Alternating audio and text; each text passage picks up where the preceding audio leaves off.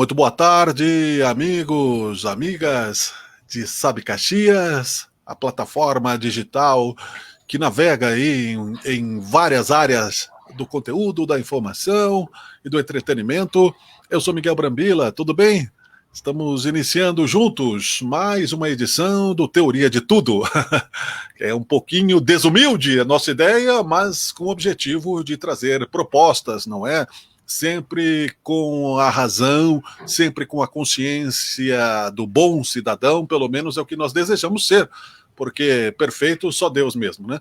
Enfim, estamos começando aí o Teoria de Tudo. Hoje nós temos uma pauta importante também, não podemos fugir ao assunto da pandemia. Agora são 14 horas pontualmente, dia 24 de março de 2021, quarta-feira, e são datas históricas, porque nós estamos já ultrapassados os 365 dias de pandemia, recordes de mortes no Brasil, uma briga jurídica, temos falado isso toda semana, entre a política e a justiça, e o que fazer, né? Campanhas de vacina, gente querendo sobreviver de um jeito, de outro, muitos corretamente, outros não, enfim. Nunca tivemos um problema como esse, né? Uma redundância, como eu disse outro dia, pandemia mundial, óbvio, né? Senão seria uma epidemia. Enfim, hoje nós temos, como sempre, né, os nossos convidados, mas a presença ilustre do Aquilino Dalla Santa Neto, que é meu irmão, meu amigo, professor de filosofia, jornalista, radialista, escritor, enfim, né, como tenho dito, uma figura importante aí para contextualizar a nossa dificuldade atual. E como convidado do programa, ele tem experiência política,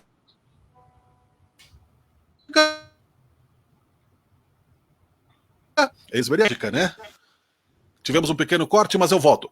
Ele tem experiência jurídica e experiência política.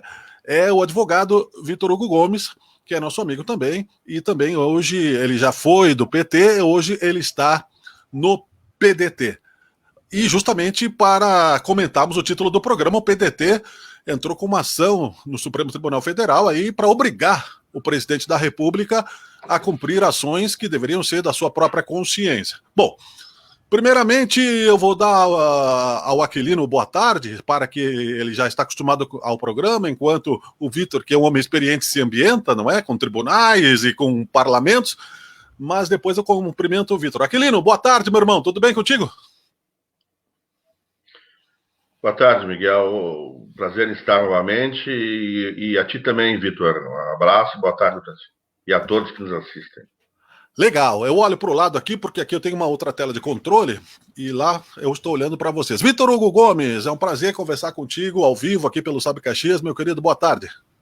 Opa, que satisfação, Miguel Brambila, muito obrigado pelo convite. Para mim também um prazer debater com meu amigo pessoal, professor Aquilino Dalla Santa, e a gente quer colaborar com a sociedade, quer colaborar com a cidade, quer interagir, quer apresentar nossas opiniões, quer ouvir também a opinião dos colegas e, eventualmente, de algum seguidor que esteja nos acompanhando, né? Mas estou pronto para participar desse debate. Para mim é uma satisfação muito grande poder colaborar. Eu gostei desse quadro com as máscaras atrás de ti aí, Vitor, hein? Muito bom esse quadro, né? Deixa eu sair aqui, vai ficar melhor. Na verdade, ele é muito contemporâneo. Ele é do artista plástico aqui de Caxias do Sul, Marcos Leal. O Marcos que tem o ateliê Arte na Íntegra, né? Também um nome pouco pretensioso, né? Arte na Íntegra, totalmente arte. E ele produziu esse trabalho agora com as máscaras, que é altamente contemporâneo, né? Aqui a imagem fica um pouco ofuscada, mas aqui na minha sala, eu estou na minha sala do escritório, onde eu advogo, né? Aqui na sala as cores elas ficam muito vibrantes, dá um ambiente de muita vida. E nós estamos sem máscara porque eu estou sozinho aqui também no ambiente, né? Fica um pouquinho que eu vou botar ali em off agora, em solo ali apareceu bem lá, ó. Atrás de ti aparece o 4 lá. Ó. Repete o nome do artista, por gentileza, Vitor. Marcos Leal, do ateliê Arte na Íntegra. Muito legal, queremos conversar com ele também aqui nas nossas plataformas. Eu vou ler a notícia aqui a pauta do programa de hoje, eu vou te passar a palavra para que tu contextualizes, e o Aquilino vai ficar à vontade também para colocarmos aí esse debate em voga, ok? O PDT pede ao Supremo Tribunal Federal que obrigue o governo a garantir oxigênio e kit intubação. O PDT pediu que o STF obrigue Jair Bolsonaro a adotar todas as ações necessárias para garantir a estados e municípios insumos médicos hospitalares como oxigênio, medicamentos e material de intubação. Na ação que tramita sob a relatoria de Ricardo Lewandowski, a legenda afirma que desde o início da pandemia o país assiste, abre aspas, a condução genocida e ignóbil do presidente da República, fecha aspas. O PDT pediu que o STF obrigue o governo Jair Bolsonaro a adotar, abre aspas, todas as ações necessárias para garantir a estados e municípios, como dissemos, insumos médicos hospitalares, como oxigênio, medicamentos e material de intubação. Bom, a pergunta é óbvia, né? Precisa e é necessário que se faça, porque caso contrário não se faça. A que ponto chegamos tendo que entrar com uma ação no STF para que o presidente da República faça o óbvio, Vitor?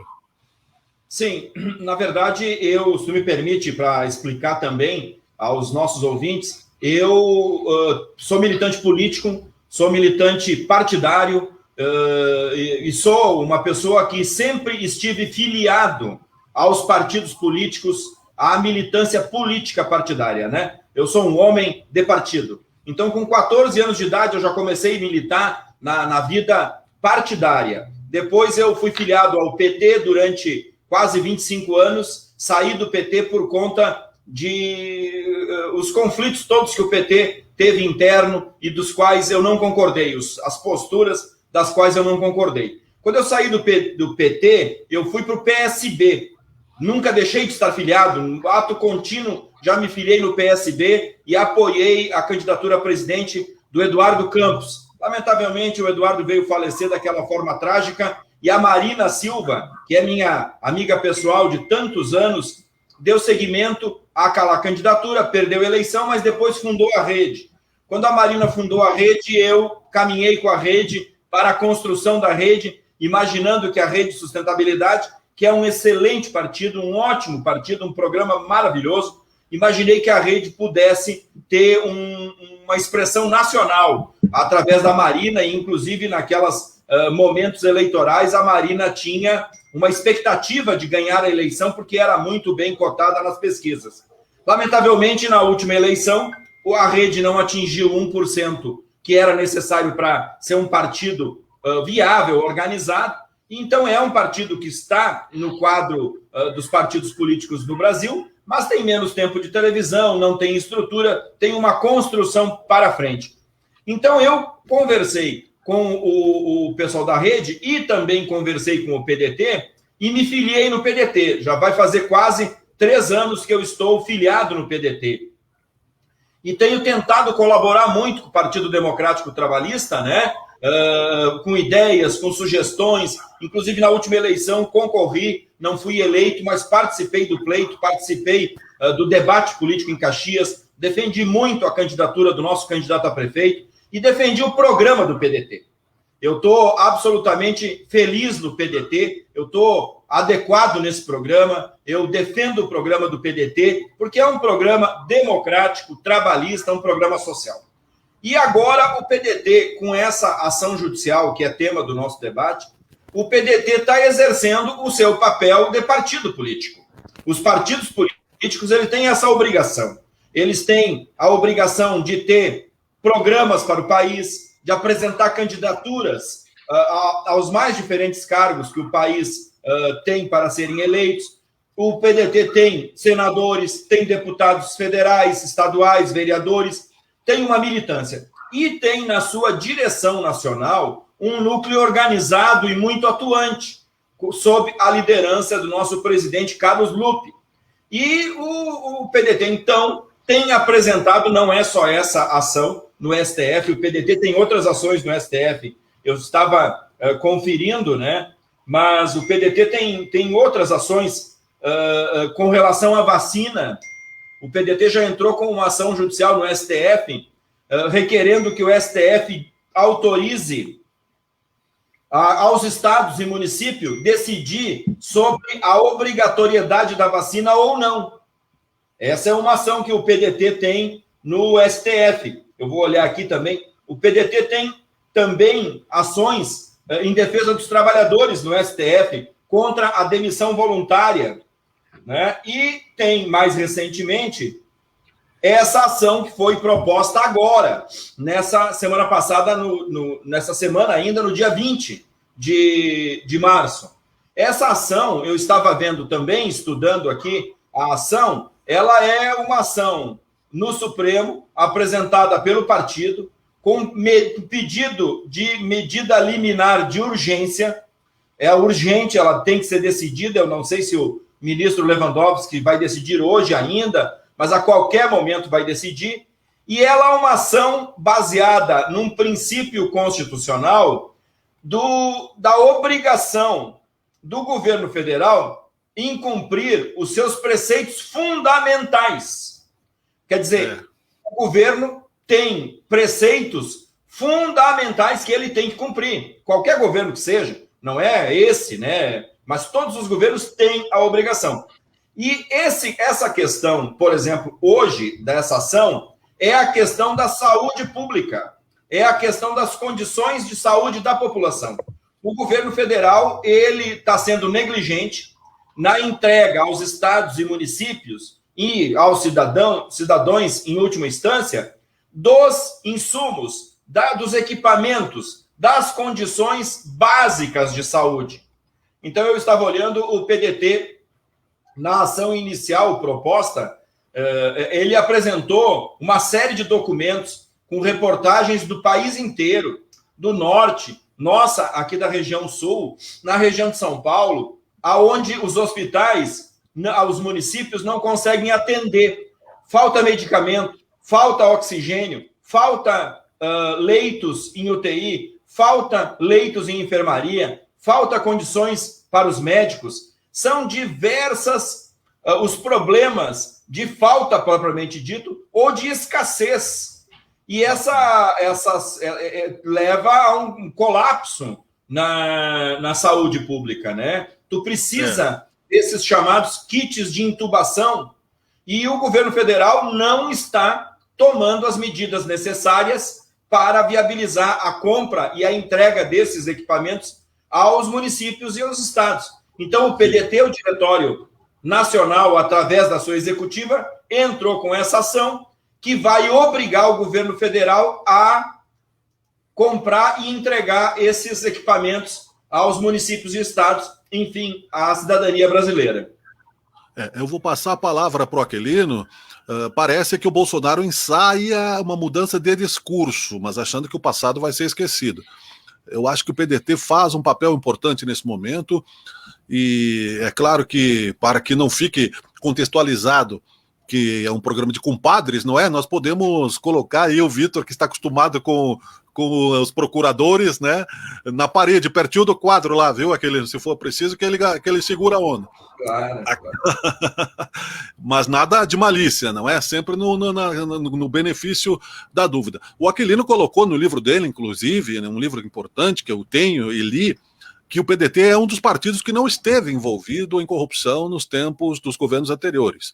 O voto de protesto já foi discutido, e Bolsonaro parece que é mais do que um tiro na água, é um asteroide na nossa...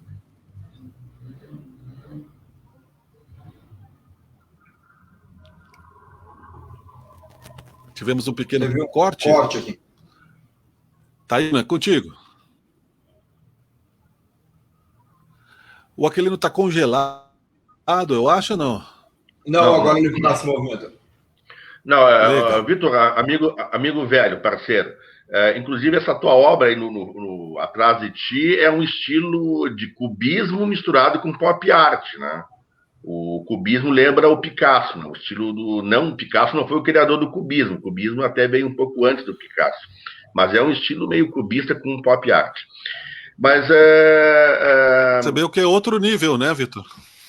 Pô, não, esse sabe muito, né? O Aquilino é É um aprendizado permanente trabalhar com ele. Que na estética filosófica a gente é obrigado a saber de tudo sobre arte, inclusive. Mas tu sabe que essa ação que o PDT entrou, tu sabe que provavelmente o PDT vai ter que entrar com outra ação. Né? Porque tu viu que agora, hoje, né, veio aí o anúncio do comitê agora para combater a pandemia, né, coordenado pelo governo federal. Um ano depois, eles estão organizando um comitê de crise, sendo que o Rodrigo Maia o ano passado já propôs isso, e o Bolsonaro ficou com ciúme e não quis implementar. Agora, um ano depois, com mais de 300 mil mortes, aí agora que eles estão pensando nisso, mas a princípio é só para maquiar a coisa, não vai dar em nada. Mas existe outro problema, que talvez o PDT vai ter que entrar na justiça também, que é contra a questão do kit precoce de tratamento, que hoje, no discurso dele, ele insistiu em defender o kit precoce, tá? Que é formado basicamente por várias medicações, mas entre elas, né, a ivermectina, que é para piolho, né, a cloroquina, que é para malária, e a azitromicina, que é para infecções genitais. Então, só que isso já está sendo comprovado que está afetando o fígado das pessoas e outros órgãos também. Inclusive, pessoas agora entraram na fila para transplante de fígado, porque se jogaram, né? Imagina, cada medicação dessa custa em torno de R$ 4,70, R$ 5. Então, as pessoas foram nas farmácias, esvaziaram os estoques das farmácias e estão tomando de forma indiscriminada, inclusive, sem orientação médica, mas existem médicos em alguns locais que fazem o teste e não sabem nem se a pessoa está contaminada, porque o resultado sai só no dia seguinte, e já dão o kit precoce para a pessoa levar para casa e começar a tomar. Tu vê o ponto que chegou. É uma coisa realmente de genocídio, né? Isso aí parece que nós estamos no nazismo na década de 30 na Alemanha. Bom, mas daí, isso é charlatanismo, né? Perante a Constituição e o Código Penal, né? E isso aí, para isso, vai ter que ter também a resposta para isso. Então, o que tu pensa disso, Vitor, também? Não, sinceramente, eu concordo plenamente com a tua manifestação, que ela é muito importante. E eu conversava agora recente com algumas pessoas, porque as pessoas, Miguel Brambila, Aquilino, as pessoas querem que dê certo, as pessoas querem que resolva, as pessoas têm boa fé. Então a pessoa me dizia assim, o Bolsonaro agora vai melhorar, agora ele vai mudar. Não vai, gente. Eu sou muito realista com relação a isso. O Bolsonaro não vai mudar, ele não tem condições de mudar. Tu não consegue tirar daquela pessoa aquilo que ela não tem. Então, se, por exemplo, as pessoas pensavam assim, na intenção, na boa fé de que melhorassem, o Bolsonaro vai modificar agora e vai fazer tal coisa, vai mudar a sua postura. Não vai. Ele é isso mesmo. Lamentavelmente, foi um grande estelionato eleitoral, não para nós, né, mas o povo entrou num estelionato eleitoral, no afã de fazer melhor, acabou caindo nisso aí. Acontece, lamentavelmente, essas peripécias. Então, eu não acredito que ele vá mudar de posição. Não acredito que ele vá mudar de postura. Não acredito que ele efetivamente vai compreender que ele precisa ter uma outra postura frente à saúde, frente à pandemia. E veja, ele é tão pequeno, tão insignificante, ele tem uma conduta política tão ridicularizada, que se ele tivesse mantido o Mandetta ministro da Saúde, naquela política que já estava sendo desenvolvida, que era o governo dele, era o ministro dele, era um ministro indicado por ele desde o primeiro dia, era um ministro do governo dele. Se ele tivesse mantido aquele ministro, o Mandetta, e nós teríamos uma outra política de saúde, uma política sanitária. O Mandetta já estava programado para comprar vacinas, o Mandetta já estava numa campanha de usar máscara, de álcool gel, ensinando a população dos procedimentos, e nem isso ele não conseguiu. Ele não conseguiu manter um ministro que era do governo dele, e que estava indo bem frente a essa situação toda. Quer dizer, é como se tu tem um prefeito que o secretário está trabalhando bem, o prefeito vai lá e diz, não quero que você trabalhe. Sai daí, para com isso. Eu sempre, ciúmes, quando tenho um cargo de direção, num cargo eu quero que todos os meus assessores que trabalham comigo, eu quero que eles tenham o melhor desempenho possível. O dirigente, ele não pode ter esse medo, ele não pode ter querer segurar as outras pessoas que atuam, tem que dar liberdade para as pessoas atuarem. Esses kits que eles estão oferecendo, e é impressionante porque há toda uma mídia séria, como é o nosso caso aqui, há uma mídia, jornalistas sérios, que entrevistam cientistas, que entrevistam pesquisadores, que entrevistam médicos. Isso está sendo veiculado. É rádio, é jornal, é a internet, são os veículos de televisão, está sendo veiculado. Mas eles têm uma mídia paralela, coisa como tu disseste, do fascismo, uma mídia negacionista, que consegue atingir pessoas de forma absurda, né? E as pessoas, às vezes, elas acreditam mais naquela mídia do que na verdade dos fatos. Então, acabam tomando ivermectina, quer dizer, é um absurdo, é um remédio para vermes, piolhos, outras aplicações. E ele tem a característica de dar um passo, 2 para frente e 1 para trás nesse discurso. Então, eu quero perguntar aos senhores, né, se essa reunião que teve agora de manhã, com um monte de representantes, falando sobre a vacina, esse papo furado aqui, não passa para quem tem, né, um pouco de compreensão, de acompanhamento dos fatos. Aquilino, vocês acham que ele está acuado ou não?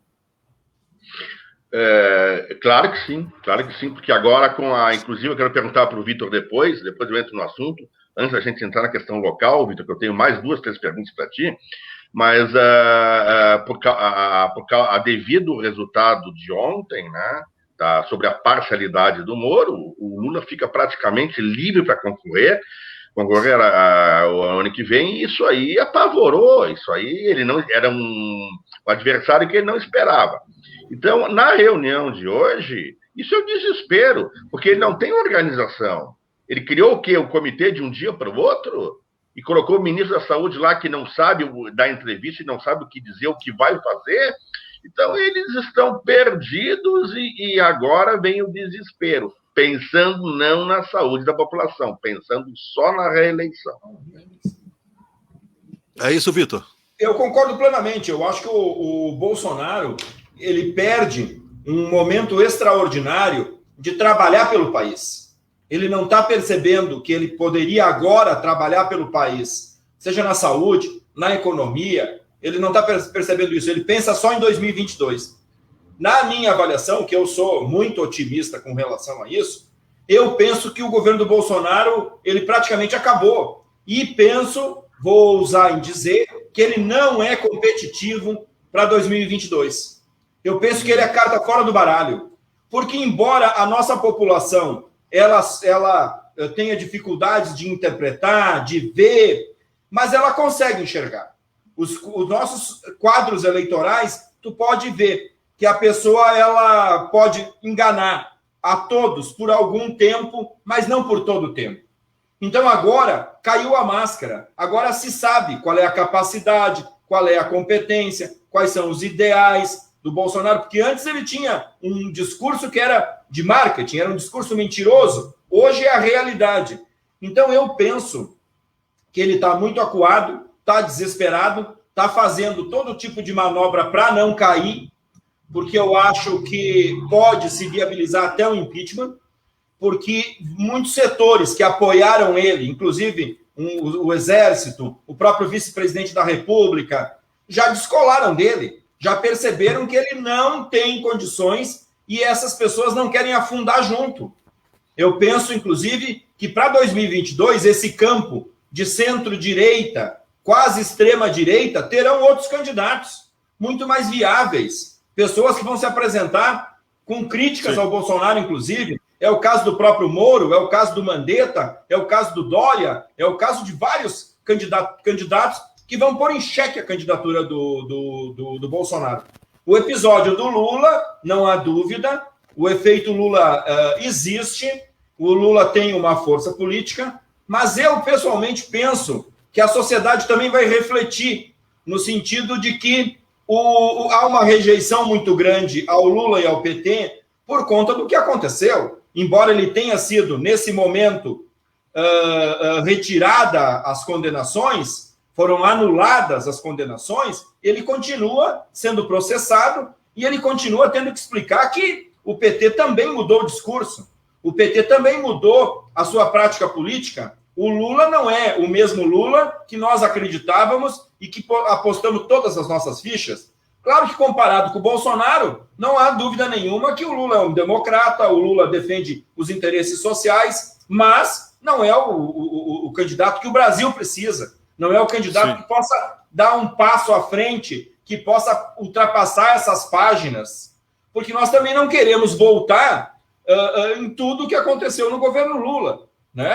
Houveram problemas graves ali no governo Lula que não foram sanados. O Lula mesmo não faz nenhuma autocrítica. O PT não faz nenhuma autocrítica.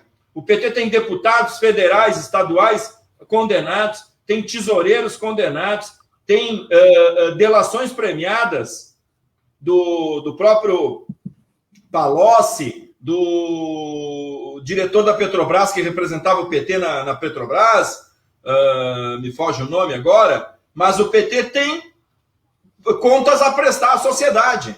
Claro que hoje o paradigma com o Bolsonaro eleva a condição do Lula, mas eu acredito que o país vai produzir uma candidatura de centro, uma candidatura desenvolvimentista, uma candidatura que foque na indústria nacional, uma candidatura que foque no emprego, uma candidatura que possa, um novo presidente que possa apresentar um programa de renda, desenvolvimento para esse país. Que esse país tem tudo para decolar e voltar a ser uma grande economia no mundo, mas não com essas políticas, seja do Bolsonaro, de extrema-direita, seja dessa esquerda, que também tem os seus vícios e está comprometida. Como especialista, o Vitor antecipa muitas pautas, porque, como disse, um advogado competente, um político experiente, traz aí algumas questões que é certo que o Aquilino vai contextualizar, eu também.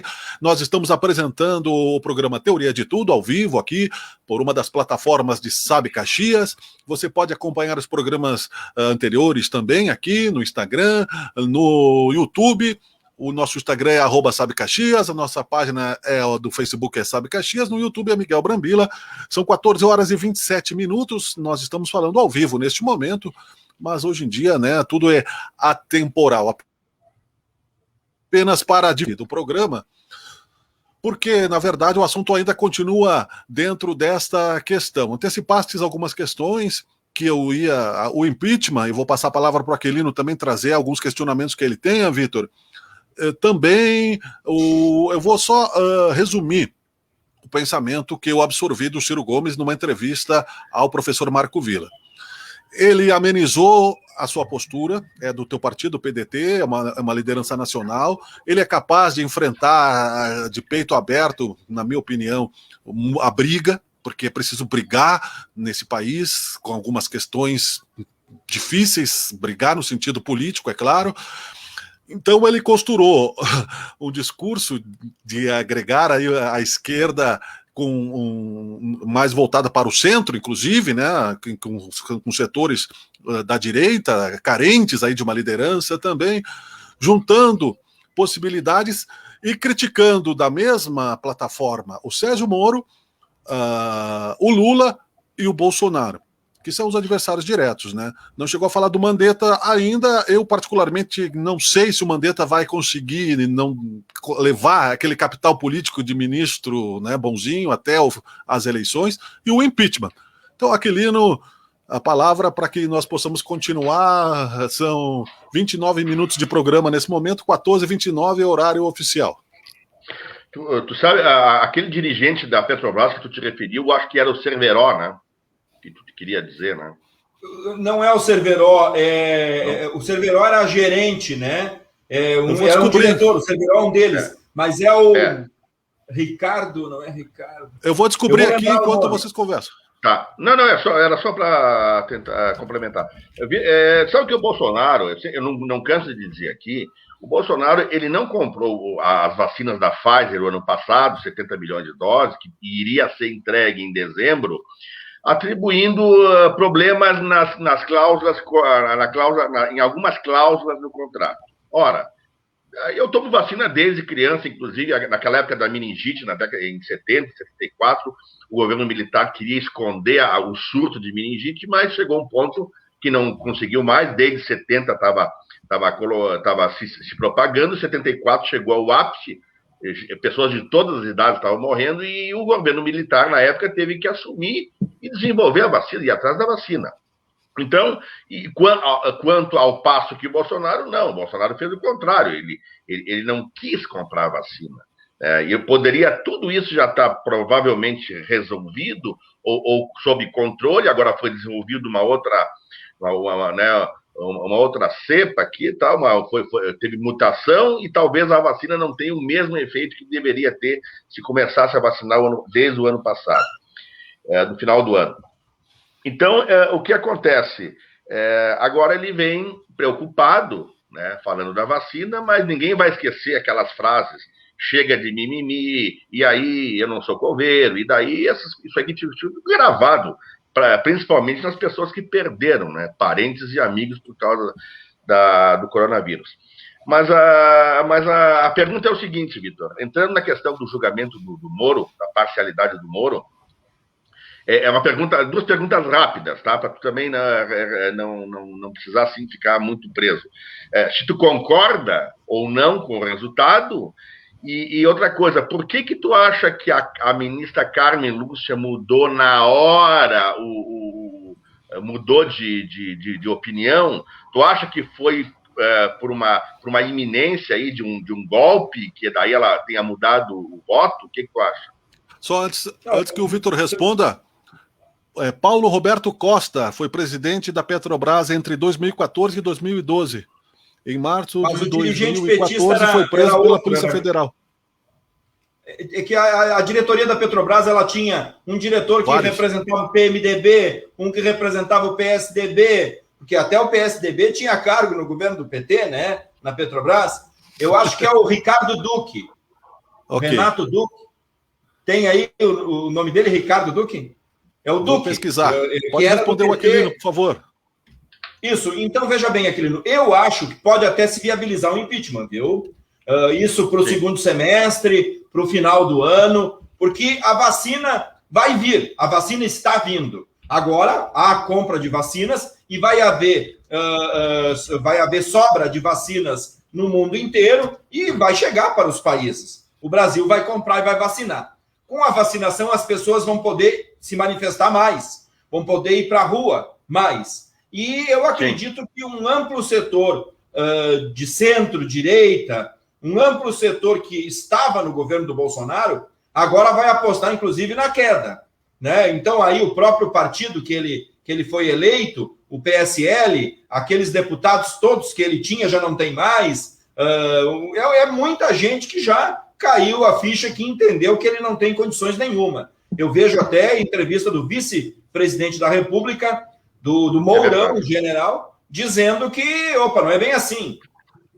Agora, domingo passado, quando teve aquelas manifestações ridículas de apoio ao Bolsonaro, inclusive com grupos paramilitares, né, que é proibido, a Constituição proíbe isso, o comando militar do leste, lá de São Paulo, do Rio de Janeiro, veio a público dizer, não temos nada a ver com isso, né? Então eles começam a se deslocar.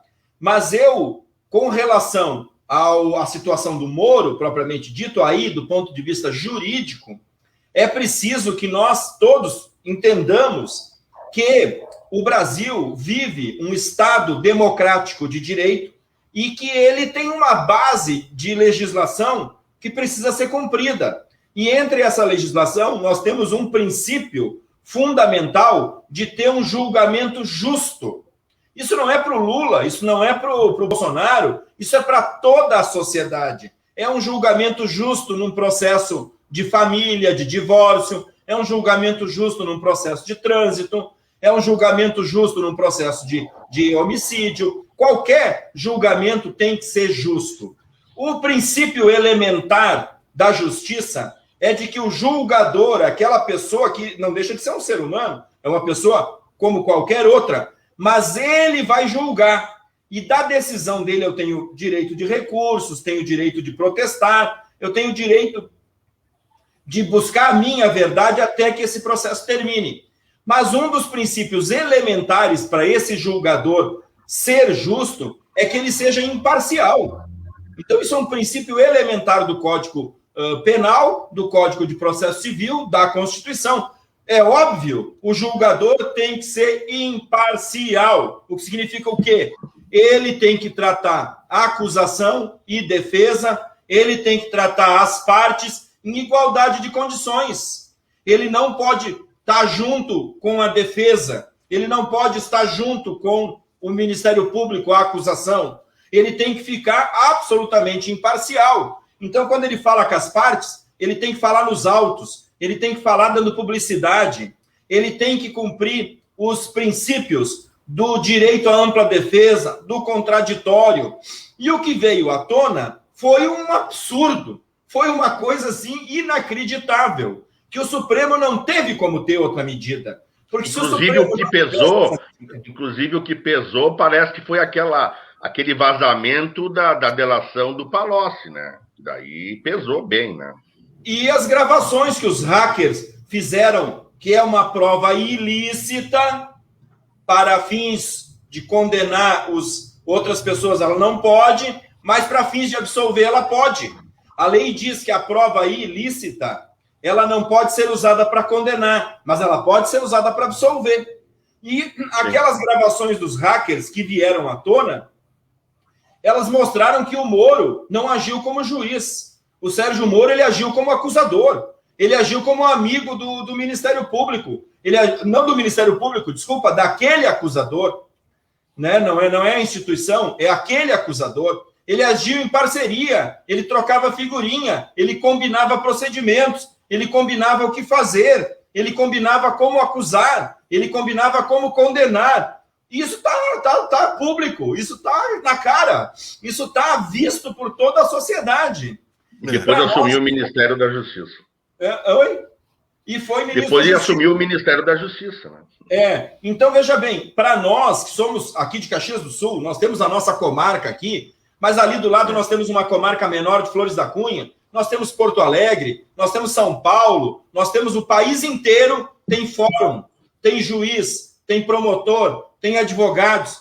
Quando chegou para o conjunto da comunidade jurídica essas informações, caiu a máscara do Moro. É uma coisa absurda, é uma coisa primária. O juiz não pode atuar como ele atuou. Então, o STF não teve outra alternativa, porque senão daqui a 20, 30 anos, nós todos, daqui 50 anos, não estaremos mais aqui, mas os nossos escritos, as nossas decisões vão estar.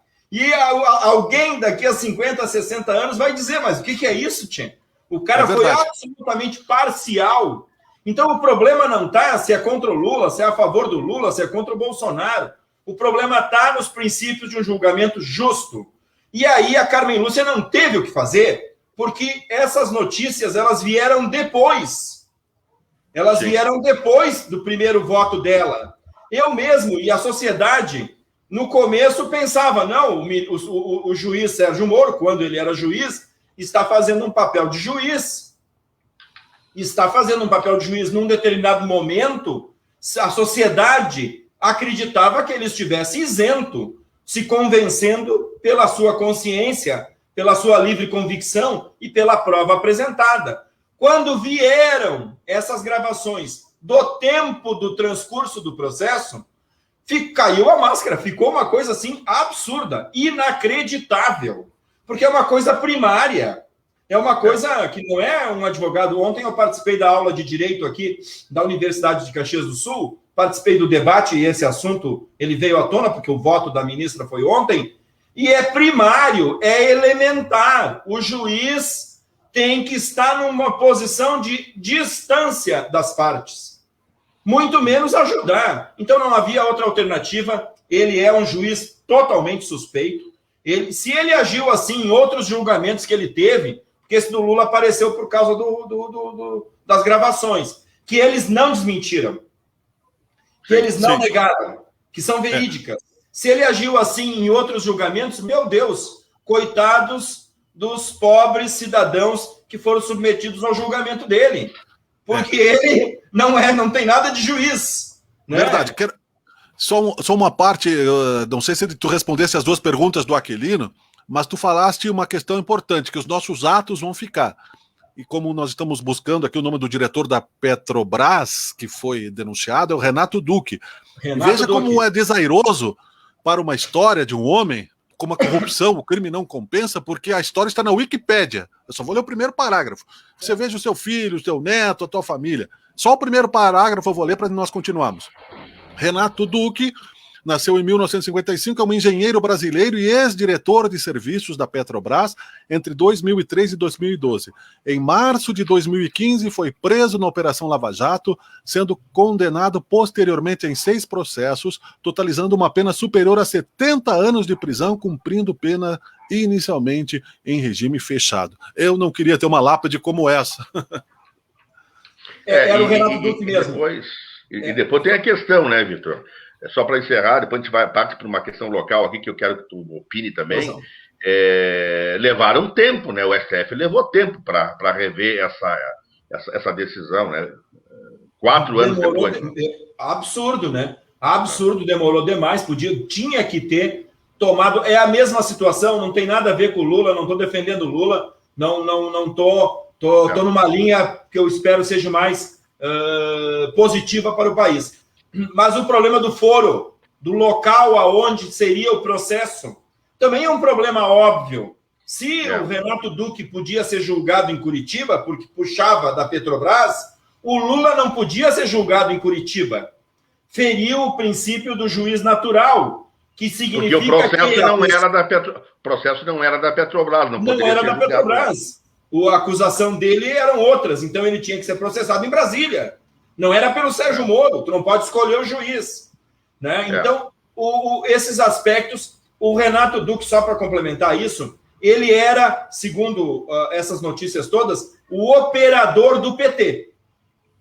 Porque ali, cada um deles tinha um operador. Então, o próprio Emílio Odebrecht, quando depôs, disse que essa corrupção na Petrobras e em outros órgãos do governo vinha de muito antes do Lula. Já vinha desde o tempo do pai dele, ele explicou. E eles setorizavam a Petrobras, dividiam entre os partidos. Lamentavelmente, o Lula, quando chegou no poder, manteve isso tudo. Botou o Renato Duque operar para o PT, e o outro ali operava para o PSDB, o outro operava para o PMDB, e fez essa divisão de corrupção dentro da Petrobras. Então, isso aí é um fato concreto, provado, documentado, que tem a participação, direta ou indireta, lamentavelmente, do ex-presidente Lula. Então, ele vai responder por isso e perante a opinião pública também, né? Sim. Eu não sei se a questão do impeachment foi respondida. Tinha essa questão também, Aquilino? Sim, foi tudo respondido. Eu acho que pode ser viabilizado, sim. Pode ter mobilizações de massa, pode ter ainda mais rejeição ao Bolsonaro, porque a tendência é só subir, porque, na minha opinião, esse preceito fundamental, será que ele consegue mudar o seu comportamento? Ele não consegue. Ele não quer, né? Ele não consegue. Ele não vai conseguir se assessorar bem, ele não vai conseguir mandar os filhos se aquietar, ele não vai conseguir botar alguém que faça sombra a ele não vai conseguir botar alguém que defenda os direitos sociais, os direitos humanos, ele não vai conseguir isso. A história dele, a vida dele, e ele é muito limitado, né? Vamos combinar que ele é muito limitado. Tu vê os debates dele a nível internacional, é de dar pena. Tu vê as análises que ele faz aqui, lamentavelmente, um país do tamanho do Brasil e com tantas capacidades que nem esse país tem, né? Mas ele não tem condições. Eu acho que ele não é competitivo para 2022 e pode até o impeachment ganhar corpo, até porque, na minha opinião, só para fechar isso, Brambila e Aquilino. Na minha opinião, o general Mourão, se assumisse a presidência, seria muito melhor do que o Bolsonaro. Ele seria muito melhor para todos, seria muito melhor para a economia, ia salvar a reputação, a imagem do Exército. O Mourão, eu imagino, faria um governo com todos, inclusive com o PT. O PT ia participar do governo do Mourão, com certeza. O Mourão ia preservar a Amazônia, ia defender o meio ambiente. São valores para o Exército importantes, né? O Bolsonaro faz essa loucura aí de queimar a Amazônia inteira. O Exército brasileiro não está nessa linha política, né? Está submetido, está obediente não sabe o que fazer, né? Ao absurdo. Mas não é dessa linha, na minha opinião, né? Institucionalmente, o Exército não sabe o que fazer, está numa saia justa, a complicação institucional está posta. Eu acho muito bom que o Sérgio Moro tenha um derretimento nessa imagem de herói, porque o Brasil não precisa de heróis, precisa de gente séria, com um debate sério, trabalhadores. Não precisamos de gênios, como falamos ontem, precisamos de uma coletividade, de uma consciência coletiva. Estão faltando 14 minutos para encerrarmos o programa, nós mantemos 59 minutos para que ele vá na íntegra para o Instagram, que nos limita em 59 minutos. Então as questões agora serão locais. Estamos apresentando Teoria de Tudo, aqui pelas plataformas de Sabe Caxias, com Aquilino Dalla Santa Neto, Vitor Hugo Gomes. Aquilino. Eu queria te colocar uma situação que agora está atingindo 2 vereadores aí, tá? O Bortoluzzi e o Fantinel, da questão do porte de arma na Câmara. Tá? Isso aí, inclusive, existe, e né, tu sabe muito bem, tu já foi vereador, inclusive, existe, né, uma resolução, né, de 2000 que dispõe, né, sobre o Código de Ética Parlamentar nessa questão. Então, isso aí, inclusive, pode conduta incompatível com o decoro parlamentar municipal. Isso aí pode gerar até cassação. E o que tu acha disso? Isso aí é estranho, né? Porque a impressão que dá é que não foi para isso, né, que a população elegeu esses representantes. Com certeza. Eu acho assim um absurdo. Nossa Senhora, eu acho assim uma coisa assim fora do contexto, fora do bom senso, né? Além de vou ser franco com vocês aqui, eu fui vereador, gosto de debater, isso demonstra um pouco de fraqueza dessas pessoas, né? Um pouco de covardia, porque olha bem, se tu precisa estar armado dentro de um órgão público, como a Câmara de Vereadores, que tem portaria, que tem estagiário, segurança armada, segurança oficial, 24 horas por dia, que tem atendimento da Polícia Militar, se for necessário, da Polícia Civil, se for necessário. Então, me parece um pouco de covardia, né? O pessoal tá com muito medo, eles são muito fracos, né?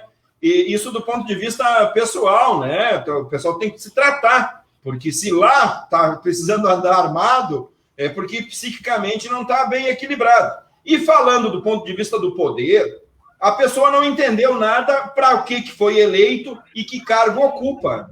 Porque o poder legislativo, ele é exatamente um poder de debate, de polêmica, de crítica, de enfrentamento, mas é o parlamento. É para falar, debater, fazer moção, fazer lei, não é para estar armado. Né? Imagina uma pessoa desequilibrada, armada, num momento da Câmara de Vereadores, com um plenário cheio, 300 pessoas lá dentro, e o bonito armado. Não tem explicação. O pai do Collor matou um senador, por engano, e foi absolvido, né, nos anos 60, no Congresso, né? Claro, então, quer dizer, esses ambientes, eles são exatamente onde deve estar erradicado a posse de arma de quem está enfrentando o debate público. Daqui a pouco eu vou lá e digo que o cara é fraco, ele quer puxar da arma e me atirar, mas eu não estou dizendo para ofendê-lo, eu estou dizendo para analisar o contexto, eu estou dizendo um enfrentamento de debate, de ideias, ou vai usar a arma para amedrontar. Parece que até depois, alguns seguidores dessas pessoas que incitam violência ficam ameaçando outras pessoas. Então eu acho completamente descabido, falta de bom senso, não contribui produtivamente para a sociedade, não contribui para Caxias, para o mandato de vereador. E eu acho, sim, que se houver insistência deles, eles têm que ser repreendidos pela Câmara e até, se for o caso, cassados. Né? Eu, pelo menos, advogo, defendo a política do desarmamento. Vitor, não é proibido? Não é? Me parece que é um ato contínuo, pela informação que eu tive. Não é proibido? Se eu for pego um dia com um porte de arma num lugar proibido, eu vou responder processo. Tem que responder, no caso administrativo na Câmara, né? Não é um processo criminal, né? Mas eu acho que tem que responder sim. Totalmente contra, é um absurdo. Né? Uma falta de preparo e de condições, né? E simbolicamente falando sobre o extremismo que está posto, né? Exatamente. Mas isso aí já é um exemplo a nível federal, onde a gente tem a pessoa que deu o exemplo, né, um exemplo negativo, né? Inclusive querendo isentar impostos de importação de armas. Agora cada pessoa pode ter 6 armas, podendo chegar até 8. Então assim, tudo vem de cima. O exemplo também. Então, e como tu falou, no local que tem porta eletrônica, que apita qualquer coisa, que denuncia se a pessoa tem algum metal, tal, vigiado 24 horas por dia, com câmeras. Então, isso aí, assim, até um desrespeito com a população, porque é o representante do povo que está lá. Claro. Entende? Então, daí foi eleito para representar com leis, com projetos, com manifestações coerentes, com posicionamentos, né, políticos, né, que orgulhassem não só o eleitor da pessoa, mas todos os eleitores, toda a população. É como o presidente não entende, que ele não governa para 25%, 28%. Ele governa para a população toda do país. Claro. Para todos os brasileiros, entende? Então, existem pessoas que pensam, isso, na verdade, isso aí contaminou, né? Intimidatório, inclusive. O Bolsonaro ameaçou o Biden com pólvora, né? Exatamente. Claro. Então, inclusive, a vereadora Estela Balardim, que eu conheço, já entrevistei ela na rádio também ano passado, depois dela ter sido eleita pela primeira vez, ela foi ameaçada no Facebook por uma pessoa que não sei se é seguidora ou não, e a pessoa postou lá que era podia aproveitar e matar as 2 vereadoras do PT. Quer dizer, o ódio disseminado, né, a população completamente contaminada pelo ódio, pela ignorância e pela insensatez. O que eu acho que nós precisamos falar rapidamente nisso, nesse gancho, é que não precisa, Vitor, tu que é jurista, o Aquilino também compreende um pouco, da legalidade da internet. Uma pessoa que ameaça uma pessoa de morte, mesmo que anonimamente, pode ser descoberta. O fake news pode ser descoberta. Se acabar com essa impunidade, colocar o código penal e as pessoas começarem a responder por isso, acho que vai haver um retorno à ordem ou não? Eu acho que sim. Eu acho que nós precisamos democratizar o acesso à justiça. Principalmente nesses crimes de internet, nós precisamos agilizar tanto o processamento, os inquéritos policiais, quanto o processo judicial. E essas pessoas têm que ser responsabilizadas. Porque uma hora é uma brincadeira, mas aí daqui um pouco uma pessoa desequilibrada, psiquicamente descontrolada, né, comete um ato, uma barbaridade, tem que ser responsabilizado. E me parece isso. Me parece que um pouco é esse líder negativo que induz eles a fazer qualquer coisa, eles seguem sem pensar, e um pouco também tem um desequilíbrio local mesmo, pessoal dessas pessoas aí. O relógio está correndo, aquele no tic-tac para o Bolsonaro, a casa vai cair quando, tu acha? Eu acho que ele não tem discurso para ser... Eu concordo com o Vitor. Ele não tem discurso nem argumento para enfrentar uma campanha o ano que vem e nem para se manter agora. Então, pode acontecer... Eu também concordo. Esse governo já acabou. Só resta a gente descobrir se vai ser esse ano através de um impeachment, devido a mais mortes ainda que vai acontecer, porque quando estava ali em 1900 mortes por dia, depois a gente achava, quando vier 2000 é preocupante. Passou 2000, olha, se vier 2.500 é mais preocupante, vai ter impeachment. Pois nós passamos de 3.000 mortes. Então agora a gente está esperando o quê? A chegar a 4.000 para tomar uma posição, porque ele continua mantendo o discurso que não precisa distanciamento e não precisa máscara e com o kit de tratamento precoce, que não tem comprovação nenhuma e, inclusive, está causando mais mortes por outros motivos. Aí sim tem efeito colateral, não a vacina. Então, e se passar esse ano, o ano que vem ele não tem base, até porque a família toda está corrompida também, com denúncias de rachadinhas, o filho mais novo também envolvido noutro escândalo aí, inclusive. Então, falar de corrupção o ano que vem, falar de moral, falar que combateu a corrupção vai ser meio difícil. Inclusive a OCDE, tu sabe, Vitor, criou um grupo agora para investigar a corrupção no Brasil, que tinha diminuído até 2017 e agora, a partir de 2018, começou a aumentar de novo. Quer dizer, okay. É isso. Estamos no final do programa. Vitor Hugo Gomes, político, advogado, filiado no PDT, trouxe muita colaboração para este programa. 1 minuto em agradecimento. A palavra está contigo, Vitor. Muito obrigado. Olha, eu quero agradecer vocês para me oportunizarem esse debate. Eu estou sempre à disposição e eu acredito que eu sou um positivista, né? Eu sou uma pessoa positiva. Eu acredito que nós vamos superar essa fase. Eu acredito que a vacina agora vai chegar. Precisa se vacinar. É a única alternativa. Né? Acredito que o país tem condições econômicas também de superar essas crises. Logo que nós passarmos essa fase aqui, abril, maio, junho, eu acredito que a economia vai desenvolver, que as pessoas estão sedentas de investir, de buscar o desenvolvimento econômico. Eu acredito muito no nosso país. Tem esses percalços lamentáveis, mas faz parte da história. O nosso país ainda tem poucos anos de democracia, ela está se consolidando, essa democracia. Nós teremos um futuro ainda bom pela frente. Muito obrigado pelo convite, estou sempre à disposição.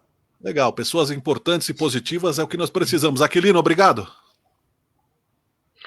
Um abraço, obrigado, Vitor, por ter participado. Tá? Um abraço a todos e esperamos te ver de volta. Legal. Teoria de Tudo fica por aqui. Quero informar que há um grupo de garçons e pessoas autônomas que estão em frente à prefeitura neste momento se organizando em protesto aí às questões da cogestão. Você vai acompanhar alguns boletins por aqui também dentro de instantes. Faltando 3 minutos para as 3 horas da tarde, o Teoria de Tudo fica por aqui. Nós voltamos amanhã com mais assuntos de seu interesse. Muito obrigado a você. Curta, compartilhe. O programa navega pela internet. Foi um prazer. Tchau, tchau. Até amanhã.